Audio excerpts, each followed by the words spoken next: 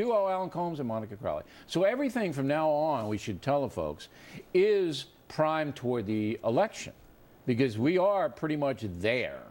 Will it hurt or help Libya, President Obama? Well, I think it largely depends on how this military action turns out, Bill. If it has a relatively successful conclusion, if Gaddafi steps down, if it's relatively bloodless, if the president is able to keep this coalition of the willing on board, and we get some sort of transitional interim government that is relatively peaceful and is not Muslim Brotherhood, if Libya doesn't slip into being an al-Qaeda safe haven, then yes, I think it will help him. However, all signs look that that is not going to play out that way.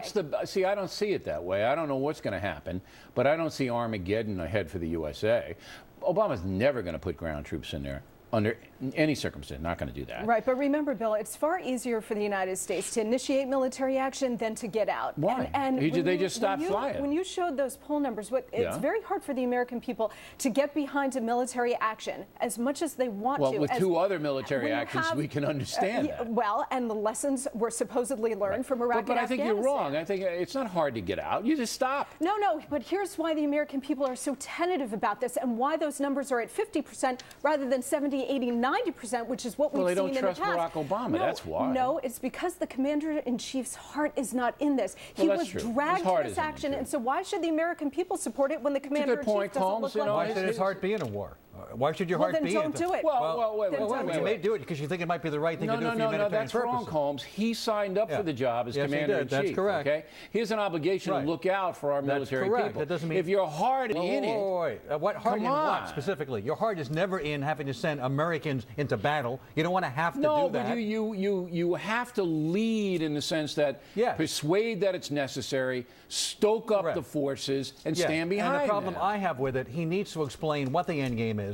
There is no end game But the point is, if you're going to send people into harm's way, we have to know that. We need to be explained. There isn't any definition, Colmes. I agree with you. We need to have that definition. We need to have that definition. What is he going to say? We need to have definition the minute you take military action. So you want him to make it up? We don't. We can't answer the question about whether it's going to affect them politically, as you pointed out, or how it will affect them, because we don't know. We don't know. We don't know how it's going to end up. She says that. Crowley says, very level-headed today, I think you would agree, that this could, I actually kind of agreed with her a little bit. That this could help President Obama. It could. If it turns out well. That's correct. You say you don't know. Well, we don't. If it turns out well. The problem is we don't know how it's going to turn out. We don't know what the end game is. That's obvious. We don't know when it's time for us to leave. This isn't Hannity and Colmes. Remember you used to do this? This is the factor. Wait a minute. You're telling people what they already know, okay? No, I shouldn't have insulted Hannity and Colmes. A great show. You're telling people what they already know. That there is no definite resolution because we just don't know where it's going to go. But the action has been taken.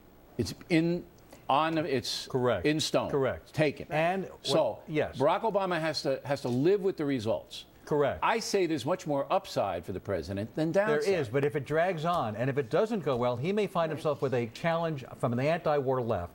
And he'll have a primary challenge, which could definitely hurt him, divide the Democratic vote, and help Republicans. Well, if this drags on, that could certainly happen. And I would say, Bill, when I laid out that scenario, that is a giant if this thing goes well. And what I was trying to say is that the lessons of Iraq and Afghanistan just show that this is a very precarious rolling of the dice here. Well, I disagree with that. There are two outstanding questions, Bill. Number one, who exactly are these Libyan rebels? Nobody knows who they are. Who are we defending? Let me give you a downside. Right. So wait a minute. No, let me challenge her. The people that we're defending could be as loathsome or more than Muammar Gaddafi. I know, but you got a terrorist in there who killed 190 Americans, so that's paramount. But look, I don't see the big downside here. I don't see it at all. Because if it doesn't go well, in the sense that the worst thing that could happen is Gaddafi sits on his butt in Tripoli and he doesn't get out of there. That's the worst case scenario. Stalemate. He can't get him. Right. So then you just say, all right, we're going to go up once in a while. We'll have the Qatar planes go up, the French planes go up. We're not going to really do much.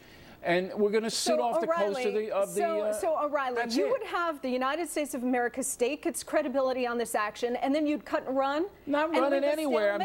I'm just keeping them on the carrier. Look, there are two bad options here. If this turns out badly, you got, number one, you got an impasse. You got a stalemate where Gaddafi's sitting in power, and the United States walks away or passes it off to the Arab League, and they do nothing.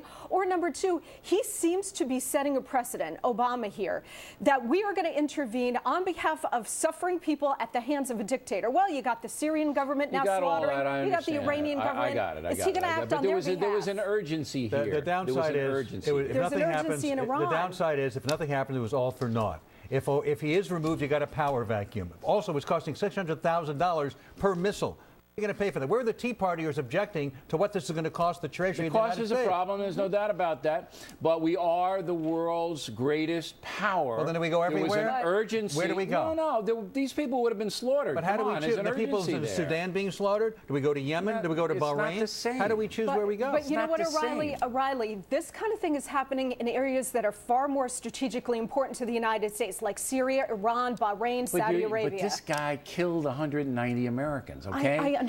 That's not our reason for going in. That's not why here. we're in there, O'Reilly. And We're in there for that reason. That isn't really, but that should be the reason. For what happened years ago? You guys are ganging up on me happened tonight. years ago? We go in for what I hope happened. the audience sees Wait a minute. We go in for what happened how many years ago? They're ganging up on me. That's not the reason. You can handle it. You're strong. I am strong. We should be husbanding our resources. And you know what's even for better other than being strong? situations. Being right.